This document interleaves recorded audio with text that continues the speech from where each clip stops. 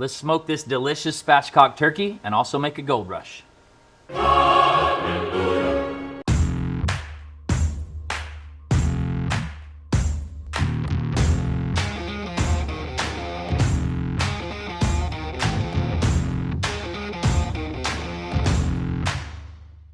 Welcome back to the show. Excited to finally be getting into our Thanksgiving content. Turkey is definitely what we're known for in the fourth quarter. So I prefer to wet brine all of my turkeys. I'm gonna jump into that before I tell you what we're gonna do today. I simply take my bird baptism brine, I dump the entire package in a medium stock pot for a turkey. I add, a few cups of water, and I'm gonna heat it up and stir it to dissolve all of that. Then I'm gonna take that, I'm gonna dump it in a food safe container, a Yeti loadout bucket in this case, put a turkey in it, and then add water to completely submerge the turkey. You wanna make sure that that brine mixture is completely cooled off before you do that.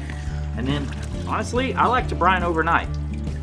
So you're gonna want this to be nice and cool. You can set it down in a cooler if you don't have room in your fridge. First thing I need to do is I need to go rinse this off so it's not too salty and pat it dry, and I'll be right back. My preferred method to cooking a turkey is to spatchcock it. That's where you remove the backbone, lay the turkey flat. The benefits of that, it cooks quicker, it cooks more evenly, I think it presents better, and it's also easier to carve, so that's my preference. With that said, we've got videos both ways. You can do it however you like. If you don't want to spatchcock it, then just skip ahead past this step. So I'm going to turn this turkey over. I'm just going to take these poultry shears I got from Messermeister. Thanks for sending me these. You can press this button, they come apart so they clean in the dishwasher nice and easy. I'm going to use these to cut alongside this backbone and remove it.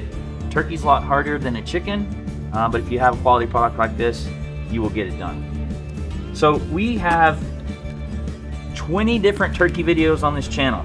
We have wet brine, we have dry brine, we have traditional turkey, we have spatchcock turkey, we have beer can turkey, turkey legs, we have turkey breast of many styles, Texas style, Cajun Creole style.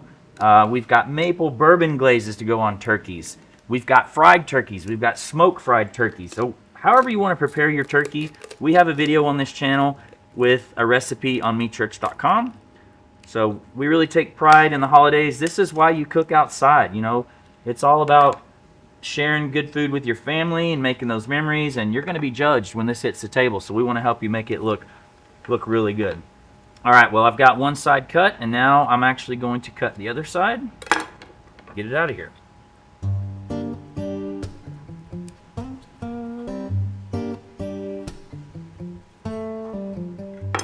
Anything I remove from turkey, I want to save. A lot of people say they make stock. We really do. We actually have a video on leftovers. On meatchurch.com, you can find what we love to do with leftovers. We're going to make stock, and then we'll make either pot pies or turkey noodle soup. Big fan of all of that. All right, so with my knife here, I just made an incision to where it kind of naturally stops on top of that keel bone. And from here, what we're going to do is we're going to open this up and press it down. There we go. So see, it's nice and flat. Now, from here, you can stop if you like. Or you can remove this little membrane here and peel the keel bone out. I'll leave that up to you. Why would you take it out? If you take it out, you can cut the turkey in half when you're done if that's something you desire. Well, let me flip it over here and show you how this will lay down now.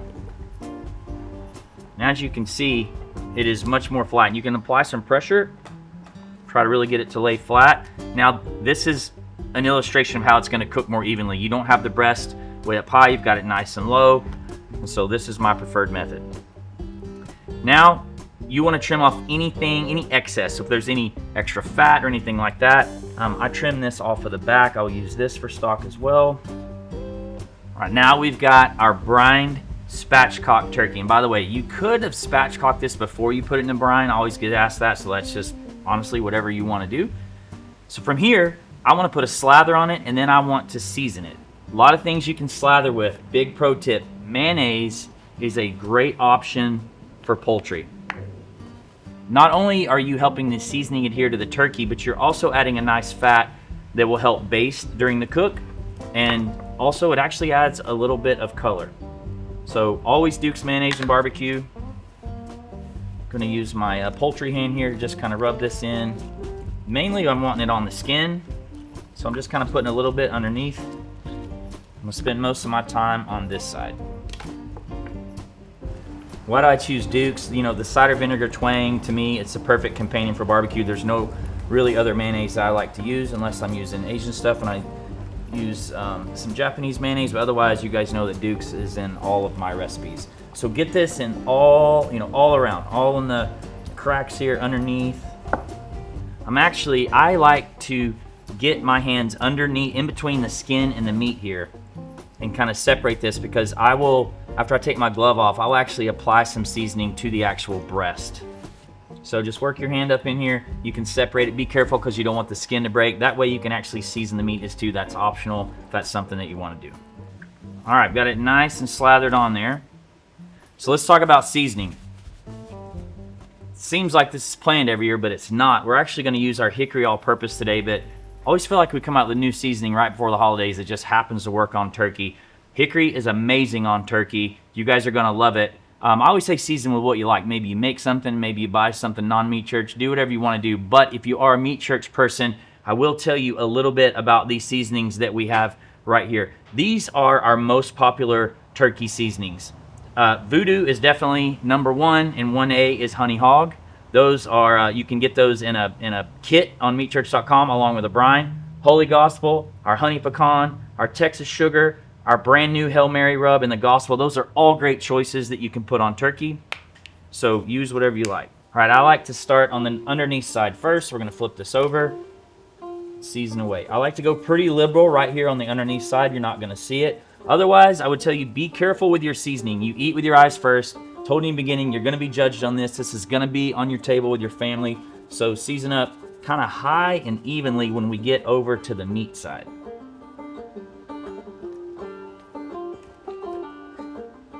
So high and even.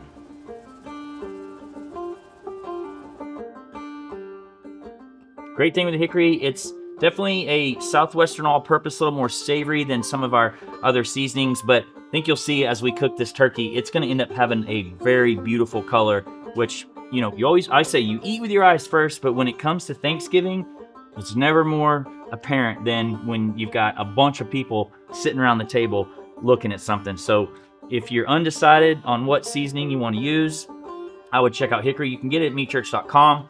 You can also get it at Ace Hardware. This is an Ace exclusive product or directly from us. If you didn't know, we were Ace Hardware Vendor of the Year last year, and they were excited about potentially doing something unique together. They're a great partner. We love all of our retail partners, but it just made sense to do one with them.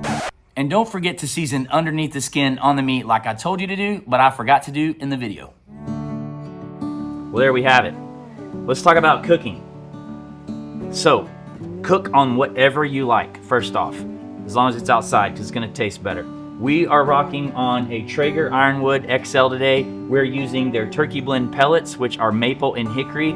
Wood is your first ingredient to any type of cook. So no matter what you're cooking on, think about what the wood is going to be. I like hickory, pecan, maple, alder. Things like that are going to taste great. They're also going to really create a beautiful turkey. I have 5 different offsets from little backyards to 1,000 gallons.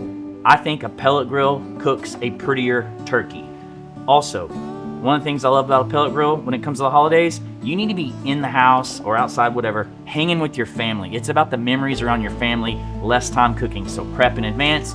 Hopefully use something that you don't have to put a lot of time and effort into, so a pellet grill is a great option. With that said, cook on what you got or whatever you like. Just follow along the cooking lesson. We're going 275 degrees today. This is a 12-pound turkey. A 12-pound turkey at 275 will take around 3 hours. I would always budget a little more time to make sure that you're done on time. Big thing at the holidays, people are always late with their cooks. And then I'm gonna baste with butter every 45 minutes or so. Add a little more, a little more color if you want, that's optional. But I'm gonna open this up, I'm gonna put it directly on the rack and just let it ride.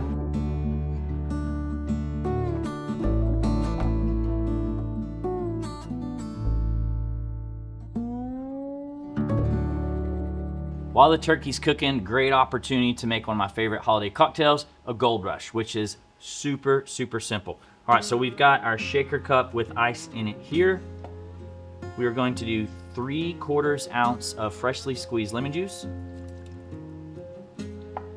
Then you want 3/4 ounce of honey syrup. The way you make honey syrup is you mix equal parts honey and water, heat it up, and then basically stir it until the honey kind of becomes one.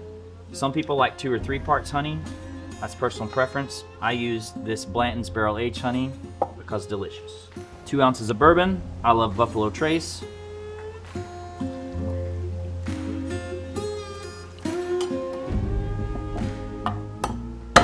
Shake it up, 8 to 10 seconds. Whew, smells delicious. Made some clear ice with our Ghost Ice system.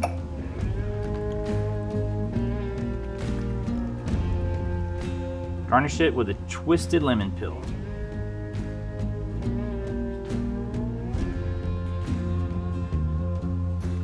That's delicious. Well, it has been exactly 3 hours and 10 minutes, and using my instant read thermometer, we've hit 160 in the deepest part of the breast. That's the maximum internal temperature I want to go to because I don't want to dry it out. So let's pull the turkey out. Woo. God, it looks beautiful. Tried to tell y'all about that color. Dang, that's pretty. Listen, you slap that down on the table, even your mom's gonna be impressed. Well, we need to let this rest. I always talk about the importance of resting your meat. I rest at least half an hour when it comes to turkey. Gordon Ramsay says that you should rest a turkey equal amount of time that you cooked it. So in that case, you'd be resting 3 hours and 10 minutes. You're letting the juices redistribute throughout the muscle fibers in the meat. So rest it as long as you like. You got to give it at least half an hour. So I'm going to lightly tint it with some foil. Just lightly or loosely tint it with foil. Put some stuff over here to hold it down. We're going to let it hang out. We will be back to carve it up with our cocktail and see how we did. Gold Rush is delicious.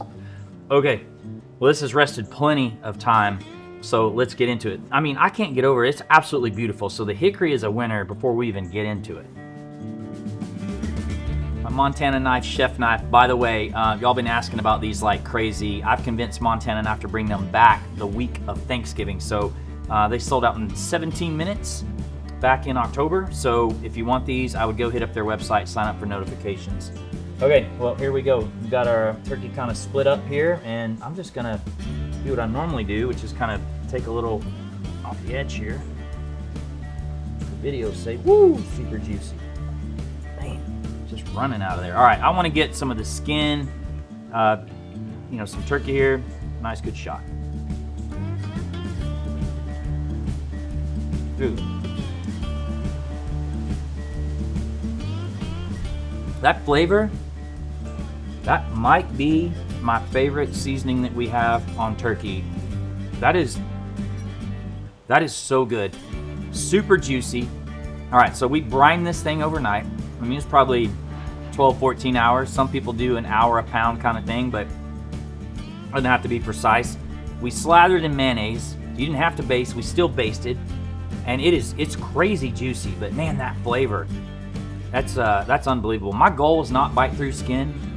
Still bit through really good. Higher temps would help with that. Dry brining, is a way you can get it. Leaving your turkey on a rack in a fridge overnight after you brine it is a way you can get it, but that wasn't my goal. But that skin is good. My wife would like that, so that would be a win in my book. Remember, this is going in our turkey playlist, also our holiday playlist. If turkey's not your jam, we have 27 videos in our holiday playlist. Prime rib, beef Wellington, whole tenderloin, whatever you need. We've got all that stuff in there as well. But be sure you like and subscribe. We drop a straightforward, no frills, how-to cooking video every Wednesday morning at 10 a.m. Central. We will see you guys next week.